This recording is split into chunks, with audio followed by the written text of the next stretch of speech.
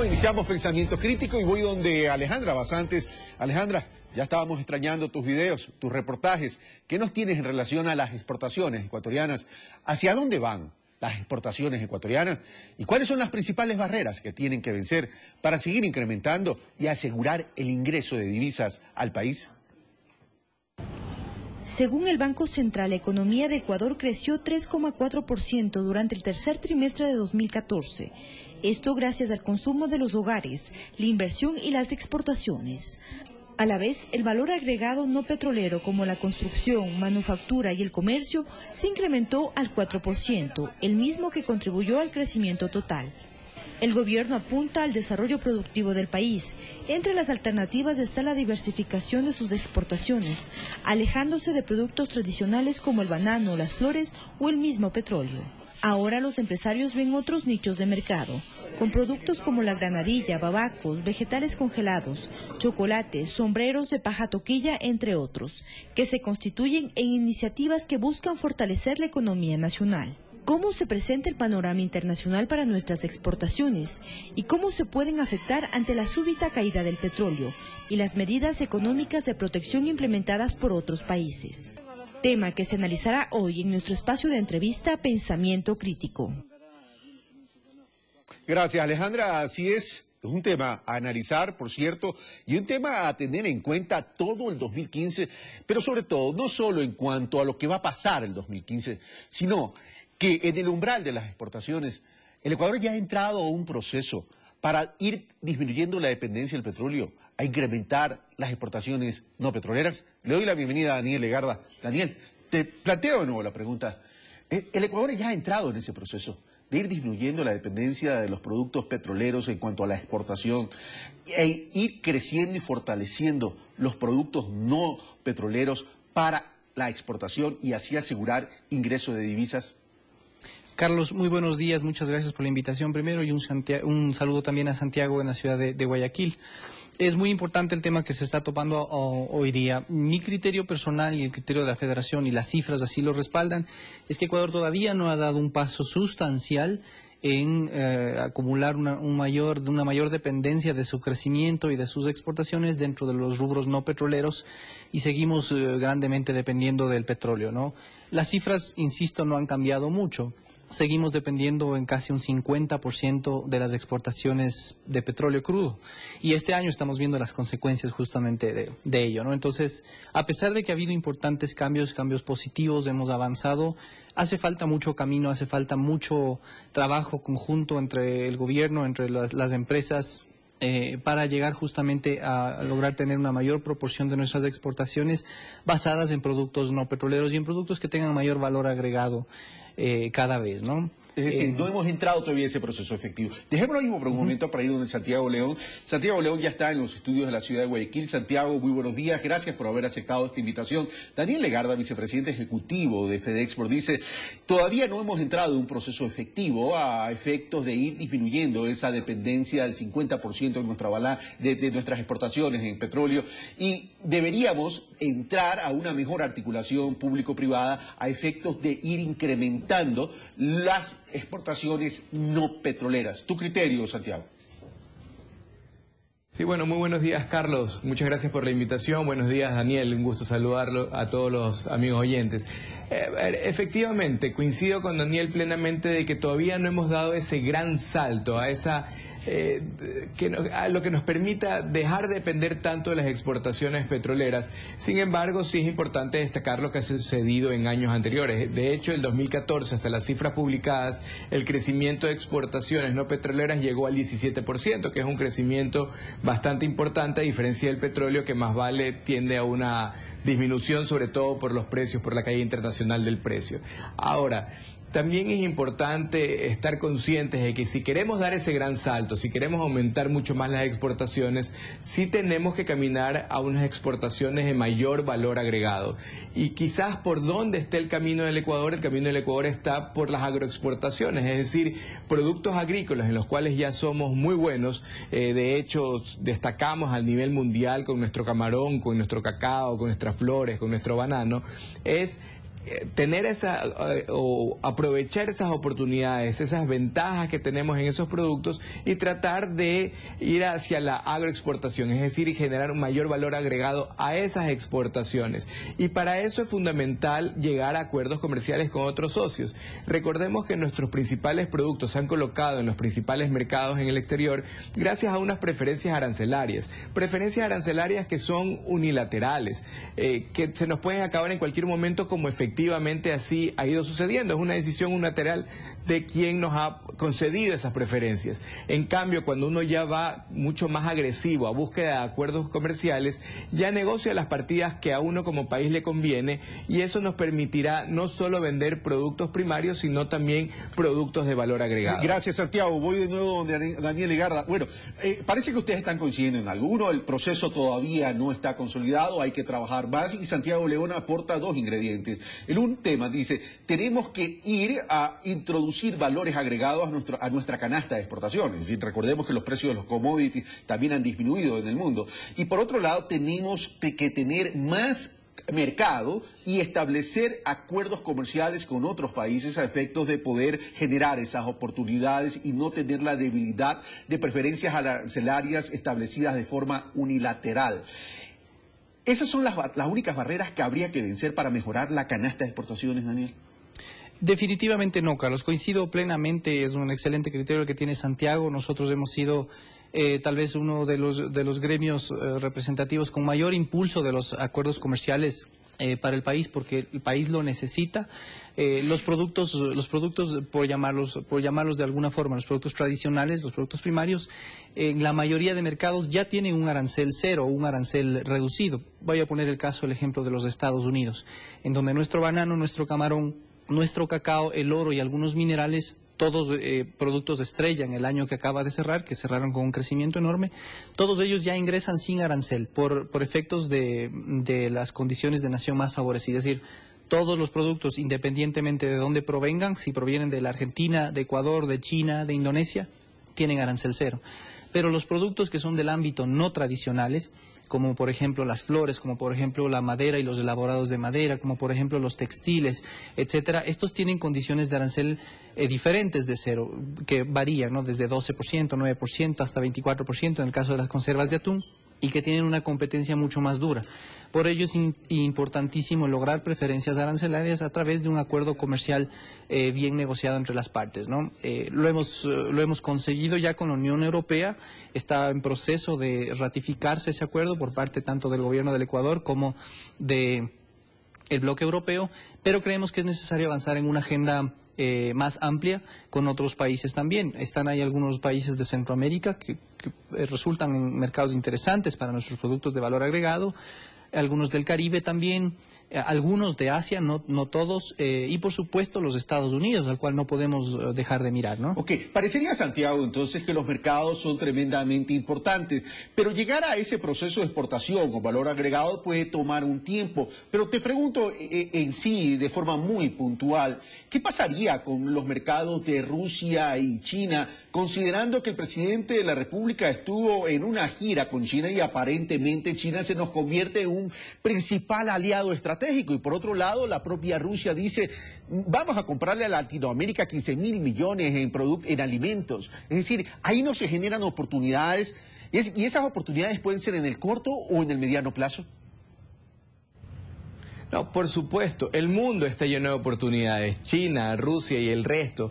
Siempre hay lugares donde uno puede llegar, pero es importante tener en cuenta cuáles son las condiciones que se necesitan para llegar, y en este caso en particular es la logística.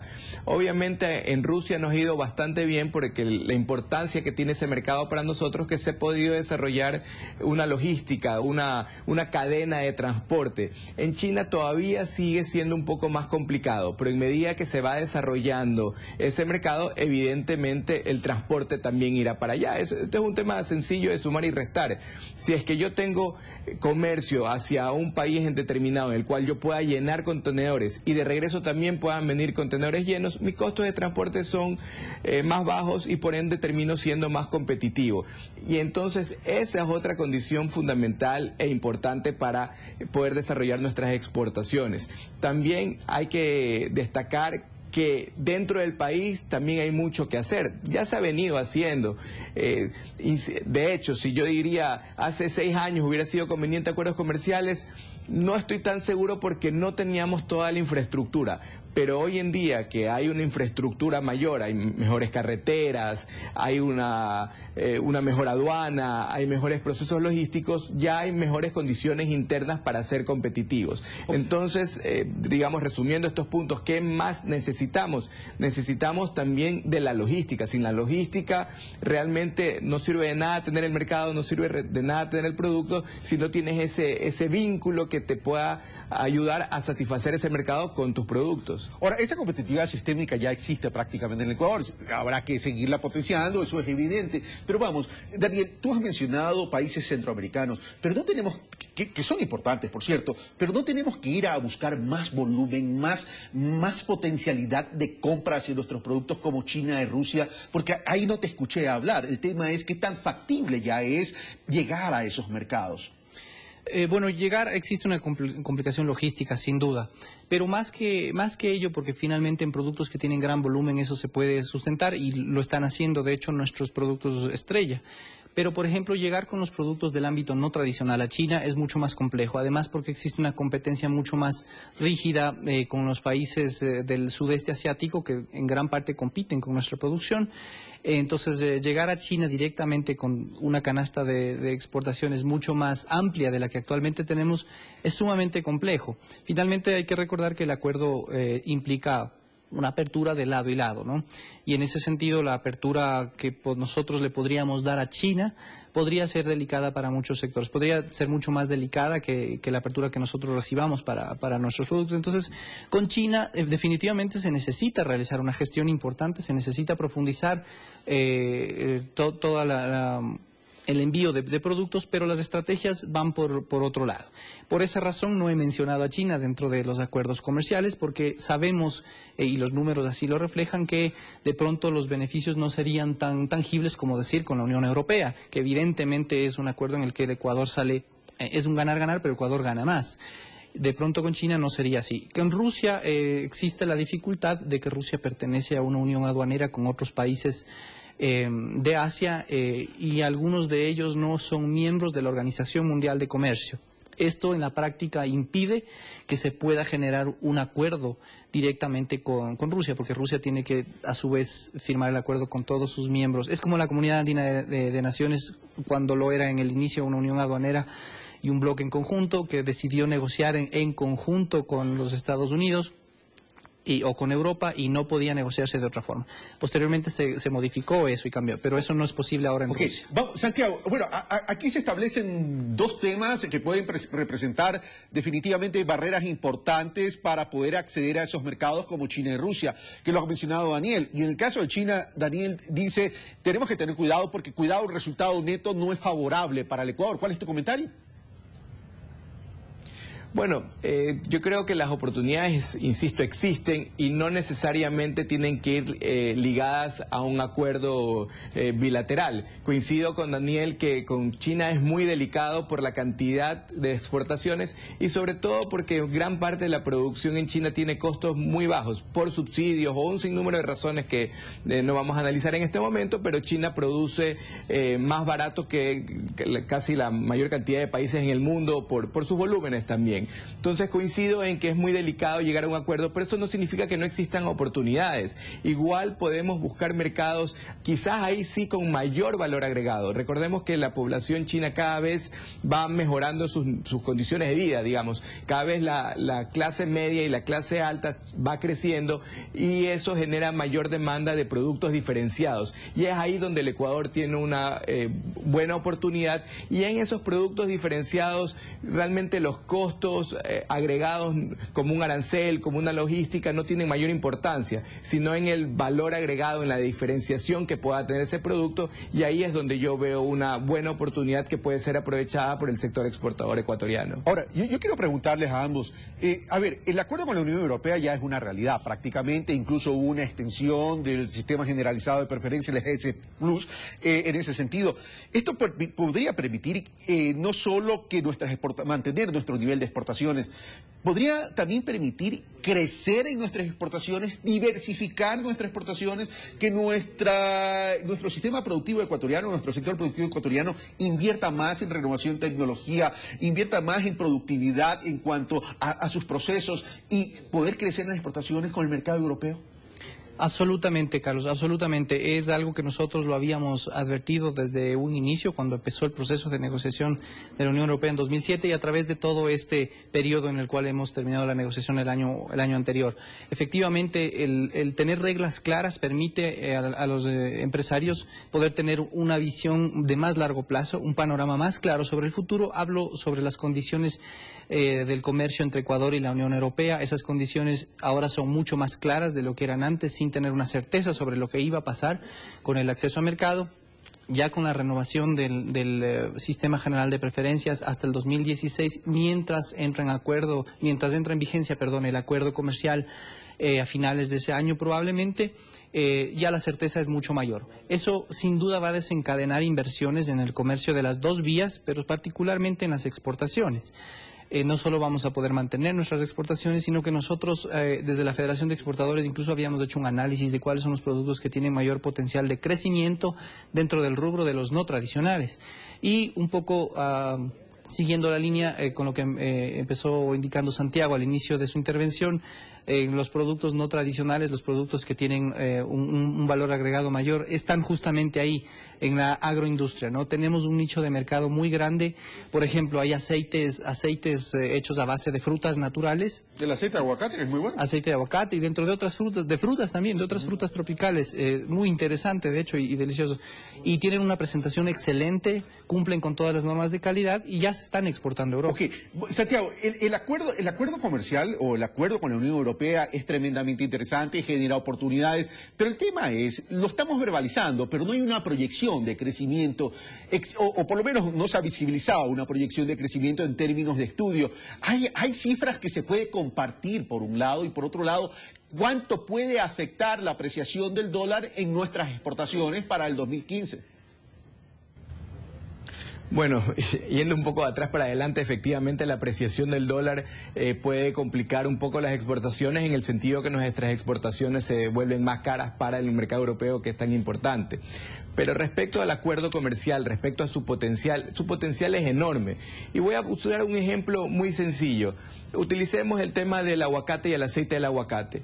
¿Cuánto se podía exportar o cuánto costaba en aranceles exportar aguacate? Seguramente el 0% por estar dentro del sistema generalizado de preferencias.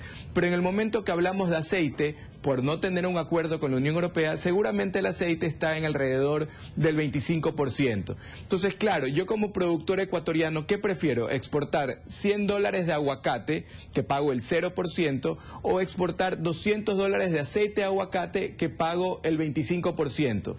Claro, si exporto esos $200 tengo que pagar de arancel $50. Entonces, por $100 más, yo tendría que pagar en impuestos $50 más. Obviamente la lógica y el sentido comercial me dice que prefiero exportar más de los 100 que pago 0 a más de los 200 que tengo que pagar 50 más. Entonces, ese potencial creo que todavía no se lo ha visto, o al menos no he escuchado discutirlo, de que ya con este acuerdo comercial tenemos un potencial enorme de crecimiento, no solo en el aguacate, en las frutas, en el camarón, sino también ya en productos en los cuales yo puedo generar este valor agregado, en el cual yo me puedo animar a invertir porque tengo la certeza, como decía Daniel, que tengo yo un acuerdo comercial firmado que me va a permitir no solo ir con productos primarios, sino con productos de valor agregado. Gracias. Voy a una última pregunta sobre el tema y después me quedo con Santiago León para una última pregunta que no tiene nada que ver con lo que estamos conversando, sino con Diario El Telégrafo. Vamos a lo siguiente. Todo esto suena bien. Hay que establecer hay que vencer las barreras y hay que seguir adelante. Ahora, el gobierno nacional, durante este horizonte de tiempo, de los 8 años, creó un código orgánico de la producción y, por otro lado, además, anunció a finales del año pasado incentivos a la producción. ¿Qué tan eficaces son esas herramientas jurídicas de incentivos, como la llama el gobierno nacional, a efectos de hacer crecer la producción nacional exportable? Una importantísima pregunta, Carlos. Nosotros, como Federación de Exportadores, remitimos a todas las autoridades una pequeña evaluación sobre el Código de la Producción, Porque es evidente, y esto fue incluso aceptado por las autoridades, que el código no generó los impactos inicialmente esperados. Hay elementos positivos en el código, pero en su conjunto, de pronto los instrumentos allí planteados no generaron ese incremento de las inversiones y de la producción que inicialmente se había esperado. Y dentro de la evaluación lo que veíamos era que, por ejemplo, existe dentro de la inversión o dentro de las reformas tributarias que se realizaron, existe el impuesto mínimo, el famoso impuesto mínimo, que básicamente corresponde a un adelanto del anticipo del impuesto a la renta, que se lo paga 2 veces al año, y es cuando ese anticipo es mayor al impuesto a la renta generado por la empresa al final del año, ¿no? Si es que la empresa genera un excedente en ese anticipo, ese excedente se queda como impuesto mínimo, se lo queda el Servicio de Rentas Internas. Eso genera una pérdida de liquidez enorme para las empresas y un incremento también, y a su vez se contrapone con los otros incentivos. Gracias, ¿no? Daniel. Santiago León, tu comentario a esto, y me quedo contigo un momento. Listo. Bueno, efectivamente el Código de la Producción no ha dado todos los resultados que se hubiera esperado en su momento por un sinnúmero de circunstancias, y la reforma que se hizo a finales del 2014 busca generar mayores incentivos, pero hay que reconocer que los incentivos de esta nueva, herramientas de incentivos que existen, están más enfocados a las industrias básicas, porque son a las inversiones de más de 100 millones de dólares en estas industrias estratégicas o industrias básicas. Ahí podemos ver incentivos más fuertes, digamos, como una exoneración de impuesto a la renta por 10 años, la posibilidad de firmar una estabilidad en el impuesto a la renta al 22%. Sin embargo, también hay algún otro incentivo para las pequeñas y medianas empresas a las cuales se les incluye la posibilidad, a todas, no como decía el Código de la Producción, que eran las después del 2010, sino a todas, a tener deducciones adicionales o exoneraciones adicionales por las inversiones que se hagan. Pero efectivamente creo que los incentivos no van por ese lado. Yo creo que los incentivos más claros que pueda tener un productor es tener reglas más claras, una competitividad sistémica mucho más armonizada, mucho más dinámica, Santiago, y la búsqueda de mercado. Queda claro el tema, por efecto es tiempo. Me despido, Daniel Legarda. Me quedo un momentito contigo, solo una pregunta, aprovechando tu presencia. ¿Cuál es el racional, cuál es el objetivo? Y voy directamente al tema Diario El Telégrafo, que pasó a ser una empresa pública. ¿Tiene que ver con la estructura financiera, con la situación financiera, con la salud financiera del diario? Excelente pregunta, Carlos, porque algo se ha estado hablando de eso y la respuesta tajante es no. La transformación en empresa pública se debe a un mandato legal. La ley de comunicación mandaba que a los medios de comunicación en el cual el mayor accionista era el Estado, tenían que transformarse a empresa pública, y obedece estrictamente a eso. De hecho, el mismo decreto establece todo el patrimonio, activos y pasivos, y en pasivos deudas y todo lo que uno se pueda imaginar, pasan a la nueva empresa pública. Entonces no es que se licúa la deuda, no es que se está borrando el pasado de la empresa en el tema financiero, todo lo contrario, queda exactamente igual. Y también aprovecho para comentar buenas noticias. Por ejemplo, en el 2014 ya cerramos con una utilidad operativa de un poco más de 2 millones de dólares. Hay una pequeña pérdida neta por un tema de financiamiento de 20.000, pero con estos cambios que se han dado y en la planificación estratégica que va de aquí hasta el 2017, se demuestra claramente que la situación financiera del Telégrafo es completamente diferente. Tanto es así que no se ha pedido un solo centavo al presupuesto general del Estado. Y eso es importante también que la ciudadanía lo conozca. Santiago, te comprometo para una entrevista exclusivamente para hablar sobre el diario El Telégrafo. Yo tengo algunas inquietudes.